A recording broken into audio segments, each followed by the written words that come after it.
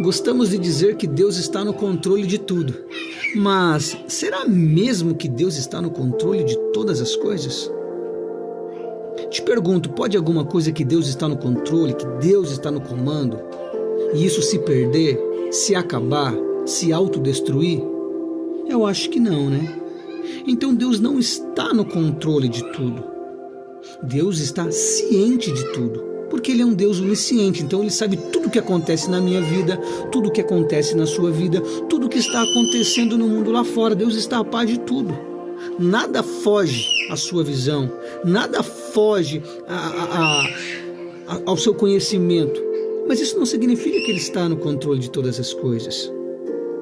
Deus está sim no controle de tudo que diz respeito a Ele, tudo que diz respeito à sua palavra, tudo que diz respeito à sua igreja, ao seu povo.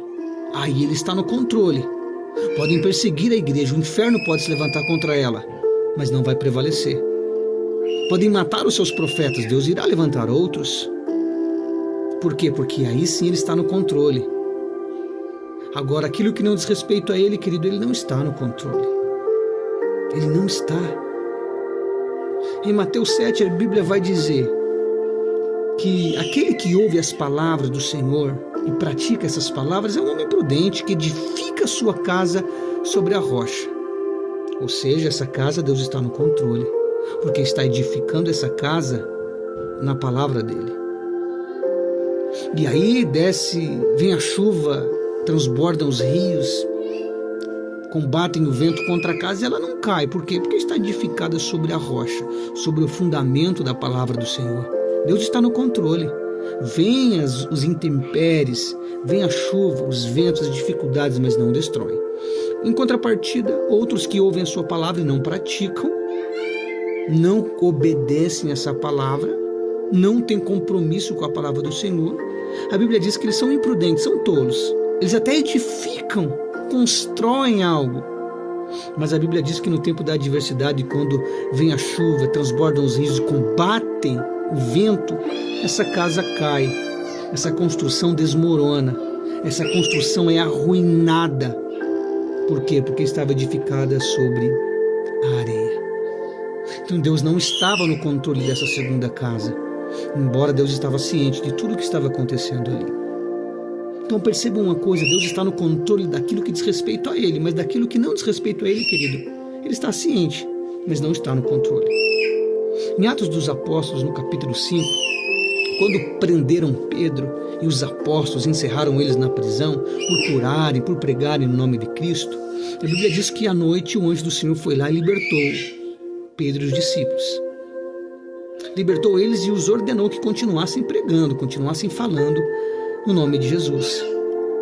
No outro dia estava tendo uma reunião entre os religiosos, um concílio, e eles mandaram buscar Pedro e os apóstolos lá na prisão para interrogá-los. Quando eles chegaram lá, os guardas estavam lá, a prisão estava toda fechada, mas quando eles entraram, não havia ninguém, porque o anjo do Senhor havia libertado eles naquela noite.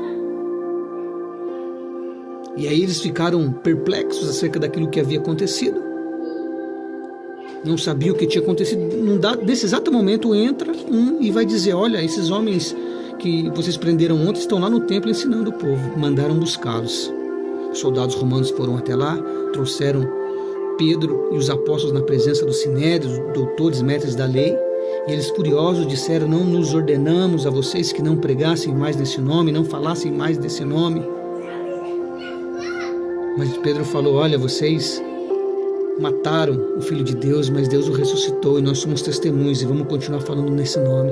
Eles ficaram enfurecidos e queriam matar os discípulos.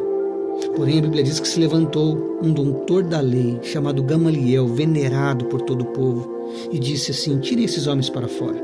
Tiraram os apóstolos da presença dos escribas e fariseus, daquela cúpula religiosa que estava ali, e Gamaliel deu um conselho para eles, dizendo: olha, há um tempo atrás se levantou um certo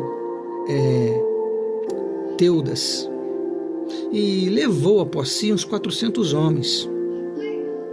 Eles creram na doutrina de Teudas, fez ali os 400 discípulos, mas quando Teudas morreu, seus discípulos se dispersaram e nem se falam mais deles. Depois se levantou um certo Judas aí no tempo do alistamento e ganhou muitos adeptos, muitos discípulos começaram a seguir e aderiram à sua doutrina, mas logo ele morreu também. E a sua doutrina e seus ensinamentos viraram em nada, nem se falam mais deles. Agora, eu vou dar um conselho a vocês: deixem esses homens irem, deixem eles pregarem, porque se essa obra for de homens, ela vai se desfazer. Porém, se ela for de Deus, não podereis desfazê-la e vocês estarão lutando contra Deus. Entenda uma coisa: Deus não estava no controle da doutrina de Teudas, Deus não estava no controle da doutrina de Judas, porque quando eles morreram, sua doutrina acabou. Seus ensinamentos morreram junto com eles, foram sepultados junto com eles. Mas o dos apóstolos não. A doutrina dos discípulos não. A mesma palavra que eles pregaram lá atrás continua viva, continua eficaz, continua arrebanhando vidas, salvando almas até hoje, porque aquela doutrina não era de homens, era de Deus, e ninguém pode desfazê-la. Então aquilo que é de Deus, Ele está no controle.